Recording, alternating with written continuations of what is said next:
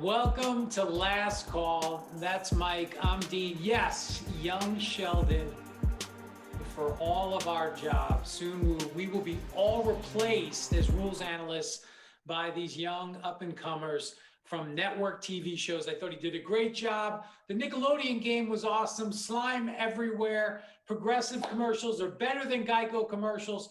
Mike, what do we got on the show today? Hey, we got a few things to look at here, like a big hit on John Wolford by Jamal Adams. Was it legal? Was it not?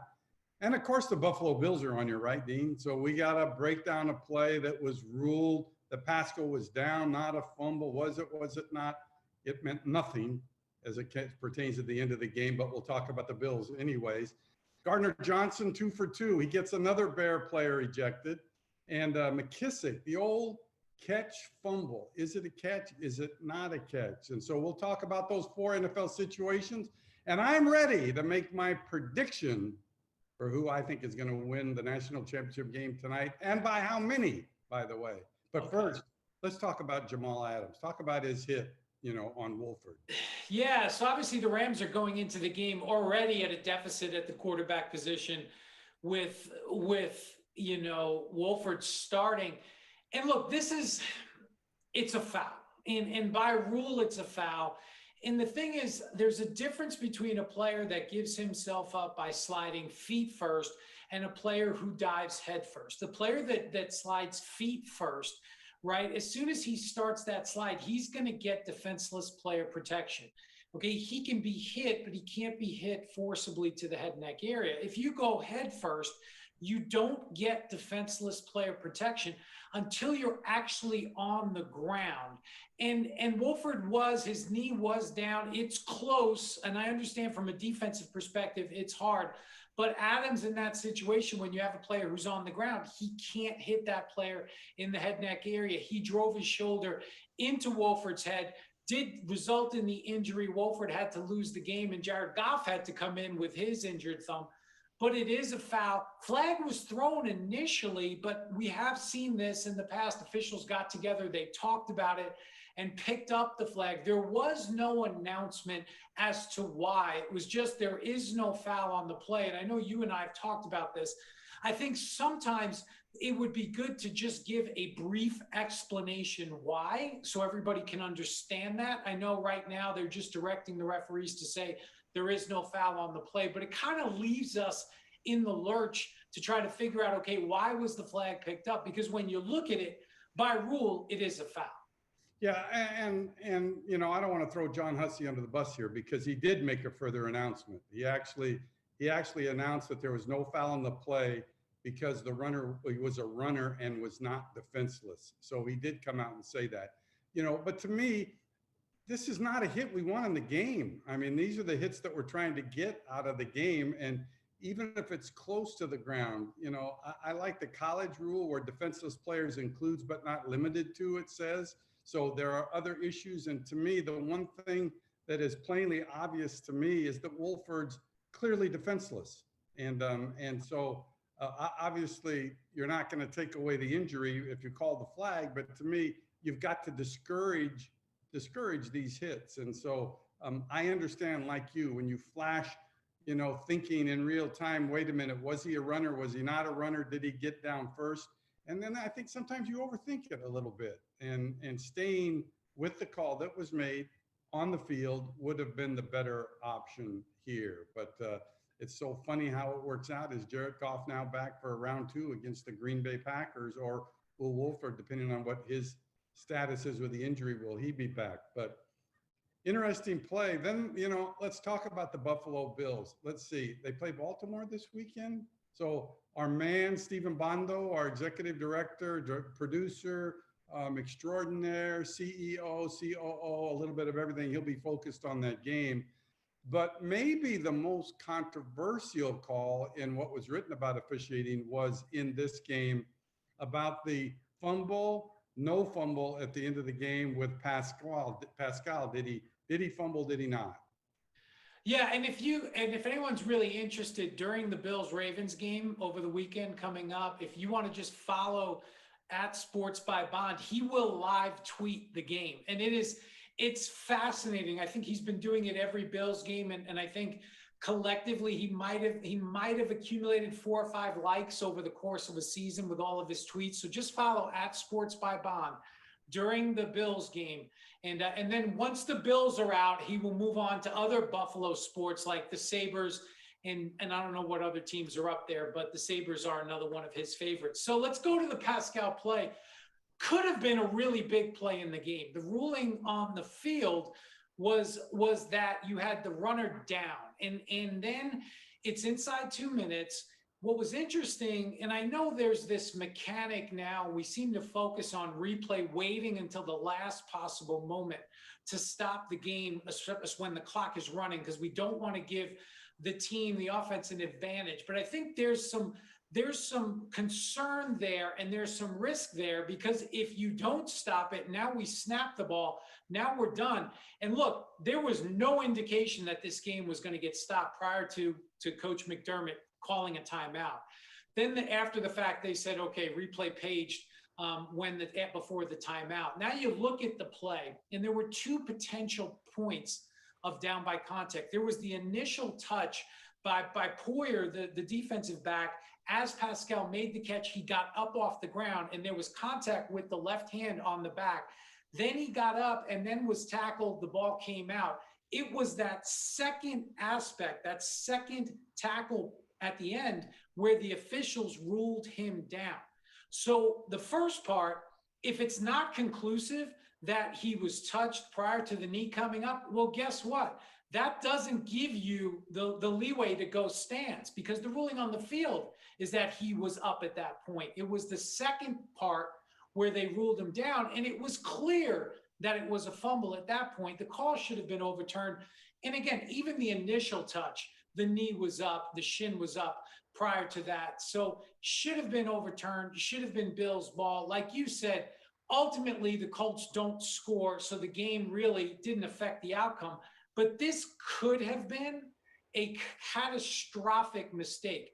And when we put replay back in 1999, the goal was to fix the obvious error in the significant situation. And if we can't fix that, then we have a problem with replay. Yeah, and look at the one thing we've always said about replay is it's not run by computers. It's run by humans making decisions. And sometimes you just have to flat out say, you missed it. And that's what they did. I mean, they missed this. And like you said, sometimes, and I said it in my little piece I did yesterday, sometimes it's better to be lucky than good. And I know you would have felt the same way as I did. You look at after something like that, you hope that Buffalo ends up winning the game, because you know if they don't, then all hell is going to break loose. But it's a mistake. And I think sometimes we look at things and you know, there's a saying out there that stands as your friend, but sometimes I think you go into it looking too far in that direction, because clearly here the hand is touching the back, and that's what the description was given to me as to what they were looking at, was that first aspect. They, in their mind, were talking about him being down here, and that the second element they didn't even bring up in a discussion. So lots of unknown answers to this. And like you say, I guess I get that, you know, you don't want to stop the game too quickly. You want to let the clock run. But I'm more concerned about that at the end of the game when time is going to run out, and not the look that this thing gets where Buffalo ends up calling the timeout. And every time that's going to happen, by the way, replay is going to say that they stopped at the exact time that they, you know, that the timeout was called, whether or not it happened or not. But I think you have to chalk this one up in New York by just saying to yourself, and they won't say it publicly, and I don't blame them necessarily, but that they made a mistake, that I didn't look at it close enough. I got swayed by some shots and not the other. But luckily you can go on and saying, I made a mistake, but it didn't end up costing at the end of the game. No question. And I think being lucky, you'd rather be lucky than good. You made a career at that, right? Being lucky rather than being good. And it worked out for you, and that's great. But here's the thing, don't get too technical. Don't try this idea of this pursuit of perfection, that we have to wait until the last possible second to stop the game. Guess what's the worst mistake you could make in that situation? Not stopping the game. So why are we trying to be perfect? Get the game stopped. Look, regardless if there's 28 seconds or 25 seconds, it doesn't matter if you don't stop the game. And that's the biggest thing. And that's my issue with trying to be too perfect. And I understand replay, and that's kind of the road we've gone down. But we're dealing with human beings. We're dealing with judgment. It's hard. It's pressure. There's a lot of things happening, and you have to stay focused. But don't try to be too perfect with this stopping the game at the last minute. Get the game stopped. Overturn it when it's clear. Don't overturn it when it's not clear, and move on. But let's move on to another game. And this is the Saints and Bears. And this was an ejection in the game involving two teams that have had some history this year and some players that have had some history. Anthony Miller gets ejected. Mike, what did you see in this situation? Well, I want to respond, by the way, that my whole career was lucky, better being lucky than good. They called me Teflon Man. Mike Carey gave me that nickname. You know what the Teflon Man meant? That meant that for all the mistakes that I did make, they didn't see them on video in the league office. So I didn't get downgraded for my many, many mistakes. Terrible nickname to have. But here you got, in this play, Gardner-Johnson. I mean, he gets Anthony Miller, he basically taunts him into taking this, whatever it is, that he retaliated with that led to an ejection. We all know, right, that Gardner-Johnson whims in week 8. He not only got him ejected from the game, he got him suspended for 2 weeks. And so, you know, the Bears knew about this, and the Bears expected, and I think Matt Nagy even had talked about how he talked to the team before the game in not reacting. I looked at this though, and I think you probably did too. Here's Matt Nagy, what he said. They talked about this player to make sure they didn't get caught up in this. And as we always talk about, sometimes it's the second guy, but you know, they did get Gardner-Johnson for an unsportsmanlike conduct, as they did with Anthony Miller, but Anthony Miller's unfortunately it carried an ejection. What are your thoughts about the ejection part? I don't like the ejection. We have gone so far the other way with ejections. And look, I get it. There have been other ejections this year that were similar. And okay, if we're going to be consistent, that's one thing. But here's the deal. That for forever, for all I can remember, it's a 15-yard penalty. That's not a punch. Look, it's an open hand shove at best. And now you're going to throw the guy out of a football game. I don't care if it's a playoff game, regular season game, preseason game. To me, that's not an ejection. He's got to keep his cool because as you said, right, Gardner-Webb, he starts it. Okay, Gardner-Johnson, he starts it. And he's going to taunt. They flag that. You've got to have the composure to not respond and not put yourself in that position. But look, it's not an ejection. It's a 15-yard penalty. Offset the fouls and let's move on. But again, New York is involved, right? The flags are thrown and there was a long delay. And once you start seeing, if you watch this weekend and there's flags and the officials get together and they take out their cards and they start writing on their cards, that is gonna tell you that we might have an ejection, and the folks in New York are in their ear, and they are going to, if the flag is thrown, they can add input, and obviously they did in this situation. And Anthony Miller was ejected. I don't like the ejection. It's a foul. It's offsetting fouls, and again, but that's where they've been this year, and I would hope the competition committee would look at that in the off season. And either confirm that, yes, that's the level where we want to be for ejections, because you see that quite a bit during football games where flags aren't even thrown. And just because the flag was thrown, now we're going to throw the player out of the game. I don't agree with it. Here's the issue with this, which is a different twist in my mind, is that they ejected him on the field. It wasn't New York that ejected him. So the call on the field was the unsportsmanlike with the injection. Now, it still goes to New York. And New York now has to confirm the ejection. So what are they confirming here? I mean, I guess it has to be clear and obvious to say that it's not an ejection. It's the wrong number, so it's the wrong guy.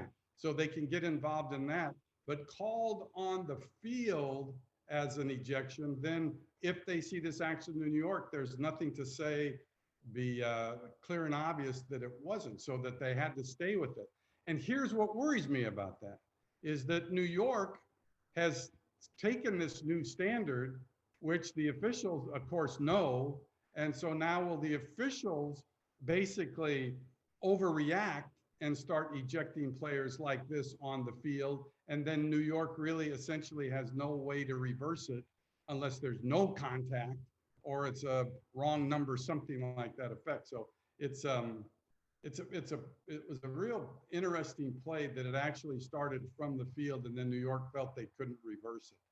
But let's go to a play that didn't go, Dean, that didn't go to replay, and it's one of the old catch fumble plays. You got McKissic, and he's going to catch the ball, not catch the ball on the sideline. It was ruled incomplete on the sideline. There's a bobble. Question as to when control was first made. Take us through this play. Yeah, so this is a play late in the game, but outside 2 minutes. Washington was out of timeout, so they couldn't challenge. Initially, the line of scrimmage official threw a beanbag, and that's an indication that he has a catch and a fumble. Anytime you see an official throw a beanbag in this situation, that means they have a fumble, and they're marking the spot of the fumble. The deep wing official on that same sideline came down. They had a discussion, and ultimately they made it incomplete. Didn't go to review because, again, we're outside 2 minutes. Washington could not challenge at that point.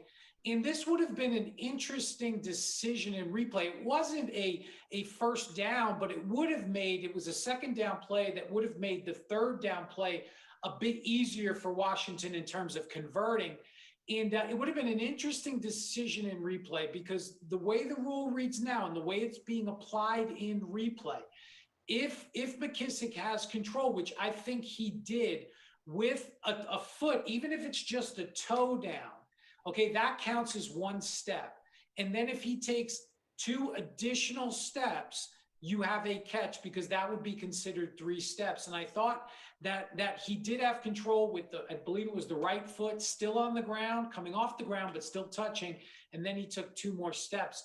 So based on where we've been, I think they would have overturned this to a catch had it gone to review. It's a catch fumble, comes back to the spot of the fumble. But again, didn't go to review inside of 2 minutes. I would imagine they would have stopped that and reviewed it. Yeah, and it's one of those where in our jobs, I'm glad they were out of timeouts, so we didn't have to speculate on what they might do with this play, because it's so hard to figure, and that's the part of replay which I don't like. Did he have the ball long enough, as Terry McCauley said, to perform a football move? Did he have control and then turn upfield? You know, for replay to get involved in these decisions, which, you know, I said right from the beginning, I do not like that because it's so subjective. But to me, I mean, I think it's a catch too. I mean, the thing with the turning upfield, you know, you've got to get both feet down with control and then turn. That's that third element to it. But it's just one of these tight plays that, like you said, if they'd have ruled catch on the field, I think they would have certainly stayed with the catch, and they well could have reversed it based on either your football move or your third step, or as Terry McCauley said in the telecast, turning upfield being a football move. But it does, and again, it does underscore the difference. And there's always been a slightly different standard in replay versus on field, because in replay you can slow things down. But I feel like that gap has widened, and you have an on-field official who's going to see it in real time. And like in this instance, ultimately they rule it incomplete, because to ask an on-field official to see all of that when it happens that quickly, that's tough to be consistent. But then you go to replay, you slow it down, and it's overturned. So again, you have a standard that is different, and I believe that standard on-field versus replay has become wider, and you know, that does concern me going forward. But again, didn't go to review, stayed incomplete, and ultimately Washington wasn't able to come back in that game, but put up a valiant effort. Big game tonight. College football, shifting gears, CFP, national championship, Ohio State, the Ohio State versus Alabama. Mike, who do you got? I got Alabama 24-21. Justin Fields not going to throw 6 touchdown passes against the Crimson Tide. I think it's going to be a close game, but I think Alabama is going to win it in a squeaker. What do you think? Well, I think it's going to be a close game. And I think, I don't know, the over-under is something like 75. I think it's going to be low scoring, relatively low scoring. I don't think it's going to be a 45-42 shootout. I think it's going to be low scoring. I think I'm going to go Ohio State. I'm going to go Ohio State with the upset. I like the way they're playing. I think they got a little bit of a chip on their shoulder. And I know Justin Fields is banged up a little bit, but I'm going to go with the Buckeyes tonight. All right, a little wager then. So if you win, I have to bring a fresh bag of Bazooka bubble gum to the set. Double bubble. And you got to bring M&M peanuts if I win. I win on both of those, basically. So I do, before we end though, and Mike, you can take us out, but before we end, I do want to make a shout out to Christy, Stephen Bondo's mom. I know you're watching. Christy, I miss you. I miss you. Text me later. Let's chat about the game. Let's chat about the show. Any feedback you have for me, let me know. And I'll give a shout out too to Brandon Cruz and the Big 12 crew that'll be working this championship game. Brandon Cruz, to me, is a great referee and will soon be in the NFL. And a special shout out to a guy that's been around 100 years, maybe, George Gussman, who will be in the game working on the line of scrimmage from Honolulu. I worked with him in the WAC, just a tremendous guy. Looking forward to this crew doing an outstanding job. Replay goes into a command center, as I understand it, in the Big 12 offices. So our best of luck, my best of luck to the Big 12 crew in this big game. Yeah, good luck, everyone. We're going to have a great game tonight. And that's it. We're back next week. Hopefully, we're going to be talking more Bills football. Check out Sports by Bond on Twitter for all your Buffalo sporting needs. And check out tonight, we've got the great Joel Klatt breaking down this game in real time tonight. He's going to have some guests on, some cool guests, but he's going to be leading the charge, breaking down the game. And if there's an officiating controversy, he will have the ability to hook up with Dean Blandino, who will be able in real time to tell you what. So tune into, what's it called? What's his show tonight? Well, there's going to be the Watch Party, Fox Sports. It's the yes, and hopefully the controversy happens early, so I'll be sober when I can chime in. All right, see you, everybody. Tonight, you're invited to the Fox College Football National Championship Watch Party. Joel Richie Bush, Joel Klatt, and special guests as they watch and react to the biggest game of the year. Tonight at 8 Eastern on the Fox Sports app, foxsports.com, or on the CFB on Fox social platforms.